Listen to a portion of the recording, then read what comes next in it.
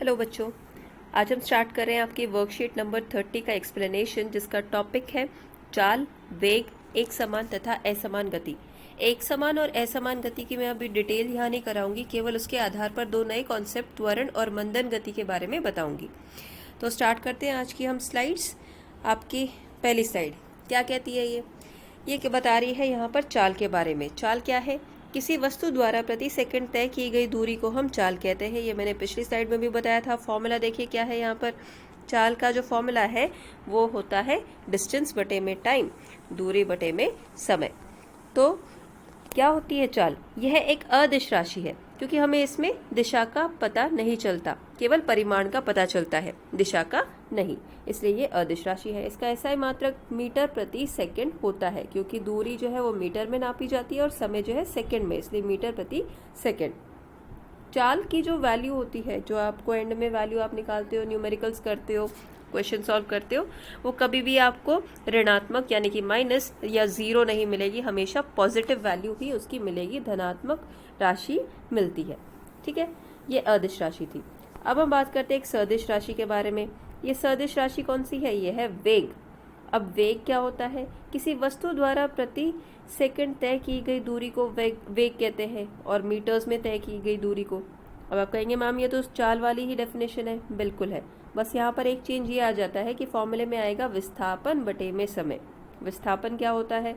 विस्थापन पिछली क्लास में पढ़ा था कि एक सदिश राशि होती है जो कुल दूरी बताती है। जैसे कि ये मोहतरमा यहाँ पर साइकिल पर चल रही है, एक तरफ से आती है, फिर वहाँ जाती है आगे, फिर वापस आ जाती है, तो टोटल कितना किया? वापस उसी पॉइंट पे आ गई, तो कितना दूरी तय की? तो वो होगी डबल। जाने में मान लीजिए यहाँ पे 200 मीटर ही जा रही है, वापस फिर 200 आ रही है, तो कुल 400 मीटर की तो दूरी है। लेकिन विस्थापन की बात करें तो जीरो विस्थापन है, इसलिए इसका वेग कितना माना जाएगा? विस्थापन जीरो बटे में समय, जितना भी देरी होगी, तो जीरो बटे कुछ भी हो तो जीरो ही होगा।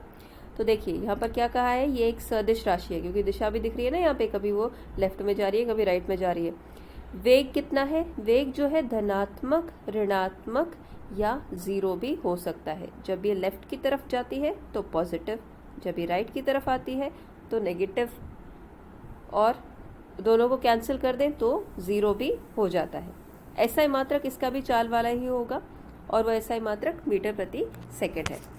नेक्स्ट स्लाइड देखते हैं। अच्छा, ध्यान रखने की बात एक और है, जो ये नोटेशंस है, जैसे विस्थापन को हम एस से डिनोट करते हैं, समय टी से, और वेग जो है वो स्मॉल वी से दिखाया जाता है। नेक्स्ट देखिए, अब क्या आया कॉन्सेप्ट? कॉन्सेप्ट है यहाँ पर औसत वेग का, कि जब प्रारंभिक वेग और अंतिम वेग, प्रारंभिक देखो कैसे दिखाया हुआ है, प्रारंभिक जो है वो u से दिखाया है और अंतिम वेग जो है v से दिखाया है। इन दोनों को आप जमा करके उसको 2 से भाग कर दीजिए, तो जो वैल्यू आएगी उसे कहते हैं औसत वेग। होता क्या है ये? देखिए, जैसे ये यहाँ पे हमने एक साइकिल सवार दिखा रखा है।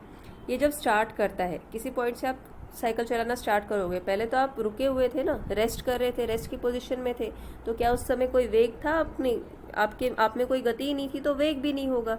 तो प्रारंभिक वेग वो होता है जब कोई वस्तु का स्टार्ट हो, या कोई चलती गाड़ी यदि रुक जाए, ठीक है, तो वो अंतिम वेग। चलते समय उसका वेग था वो आप प्रारंभिक मानोगे, और रुक गई तो वो अंतिम वेग होगा। अब ये चलता जा रहा है, बाद में जो वेग हो जाता है वो अंतिम वेग कहलाता है। जो स्टार्टिंग में होता है गति से पहले, उसे कहते हैं प्रारंभिक वेग। और इन दोनों को जमा करके यदि आप 2 से भाग कर देंगे तो वो आपका औसत वेग कहलाता है। आज का लास्ट टॉपिक हमारा असमान गति के प्रकार। अब असमान गति कौन सी होती है? जब किसी निश्चित समय अंतराल पर अनिश्चित दूरी तय की जाती हो तो उसे कहते हैं असमान गति। मान लीजिए मैं कहती हूँ कि कोई वस्तु जो है वो 16 मीटर की जो दूरी है, इससे पहले 4 सेकंड में पूरा करती है, फिर ये 2 सेकंड में पूरा कर लेती है, स्पीड बढ़ा लिया, हो सकता है 5 सेकंड लग जाए।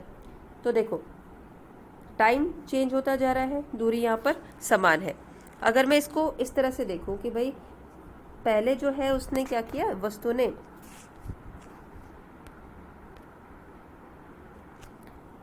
ध्यान से देखो, पहले जो था 2 सेकंड में 10 मीटर की दूरी तय की, उसके बाद 4 सेकंड में 15 मीटर की दूरी तय की। तो अब आप ये देखिए कि यहाँ पर जो समय का अंतराल था वो सेम था कि 2-2 सेकंड में हम नोट कर रहे हैं, और डिस्टेंस जो है वो बदल रहा था, दूरी बदल रही थी, कभी 10 मीटर था, कभी 15 मीटर था। तो इस तरह की जो गति होती है उसे कहते हैं असमान गति। और पिछली क्लास में हम इसका एक ग्राफ भी पढ़ चुके हैं जो कि कर्व लाइन का बनता था, गोलाकार सी रेखा उसमें बनती थी, तो वो आपको याद रखना है। अब असमान गति के दो प्रकार होते हैं, एक है त्वरण गति और दूसरी है मंदन गति। त्वरण गति क्या होती है? जब गति के असमान गति के दौरान जो वेग है वो बढ़ता जाए उसे हम कहते हैं त्वरण गति।